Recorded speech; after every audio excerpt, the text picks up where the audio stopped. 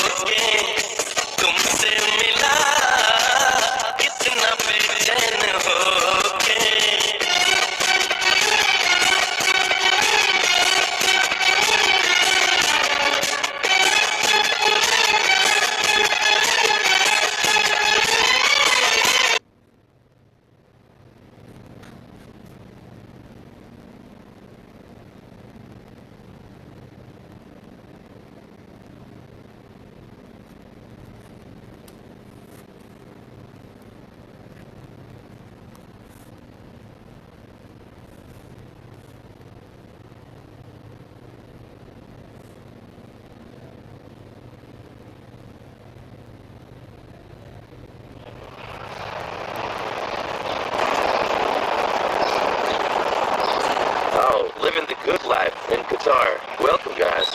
Hey guys, and in this video we're going to talk about one of the smallest countries in the world, but it has the highest per capita income in the world. We're going to talk about Qatar and its capital, Doha. Where's Qatar located in the peninsula in the Persian Gulf? Its area is 11,500 acres, which is about half of the University. The population of the country is 2.8 million people. The population of its capital is 956,000 people. Today, Doha is known for its futuristic skyline and modern architecture inspired by Islamic design, such as the Limestone Museum of Islamic Art. Before coming here, I had this impression that everyone here must be extremely wealthy and that every other guy has a Ferrari. Well, of course, there's no shortage of luxury cars in the streets, as well as villas and yachts, but not to the extent that I was expecting.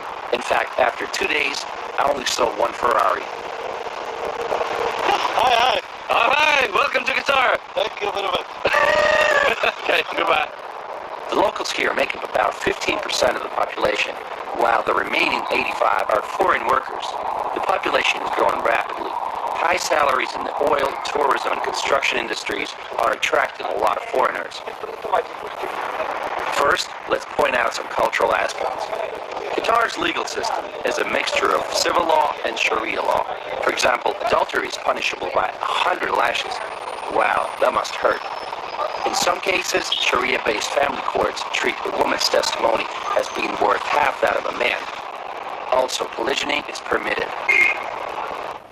If you are in Qatar, you're one of us, says a sign urging tourists to dress modestly. And I agree, a little bit of respect will go a long way. Foreigners should avoid public displays of affection, and women should keep their shoulders and knees covered. Alcohol consumption is limited, and it's limited to some 5-star hotels that are allowed to sell it. This hotel, Sheraton Grand, with a distinct pyramid shape, was the first 5-star hotel in the city, built all the way back in 1979. Today, the business district of Doha, the West Bay area, looks futuristic, and it's best seen from Corniche Promenade. This spectacular promenade stretches for 7 kilometers along the crescent-shaped bay. You can take a boat ride in the traditional dough boat. Should be fun. But surprisingly, the streets feel so empty. Why is that? I think it's because the city was designed for motorists. You either drive here or you use a taxi. Pedestrians are clearly not the biggest priority. To cross the road sometimes you have to wait for like 5 minutes for the traffic light to change. It's kind of frustrating.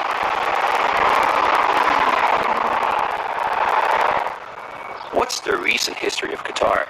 In the 19th and early 20th centuries, Qatar was part of the Ottoman Empire.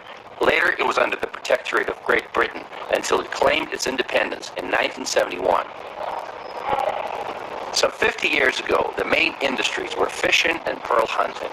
There is even a large oyster and pearl statue on the south end of the Corniche.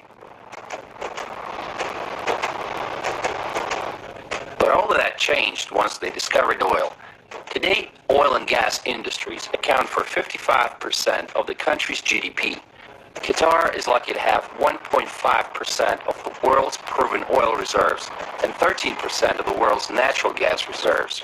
It's also the world's largest exporter of liquefied natural gas. Gas at the pump station is affordable. It's even cheaper than in the UAE, 45 cents per liter or $1.6 a gallon. The current Emir of Qatar is Tamim bin Hamad Al Thani, and you can see his portraits on many buildings. Actually, he's pretty young. He's just 39 years old. Those who are interested in the world news are probably familiar with Al Jazeera News Network, but few know that it was founded here in 1996 by the Qatari government. In June 2017, Qatar found itself in the middle of a diplomatic crisis when Saudi Arabia, along with Bahrain, Egypt, and the United Arab Emirates, and some other countries, severed all ties with Qatar, claiming that Qatar was supporting some bad guys and military groups aimed at destabilizing the region.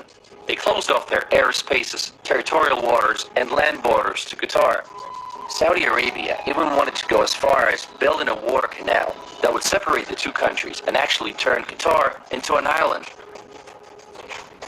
Qatar denies all of those claims. It's politics, so it's got to be controversial, so I'm not taking sides.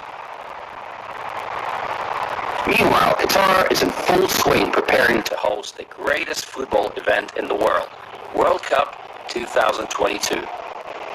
It's a huge responsibility. This will be the first World Cup ever to be held in the Arab world. Matches will be held at 8 stadiums. 7 of them are being built from scratch. But what about the alcohol restrictions, you might ask? What are the football fans going to do with that beer? At the time of the championship, the sale and consumption of alcohol will be legalized, but mostly limited to fan zones. Because Doha has a hot desert climate and temperatures in the summertime can easily reach 50 Celsius, for the first time in history, the World Cup will be held in November and December. This in front of you is a giant statue of Ori, the oryx that was the mascot for the 15th Asian Games, which took place in Doha back in 2006. The stadiums will be connected by the metro, which was specifically built for the World Cup. The metro was opened in May 2019, and it's fully automated. For now, it has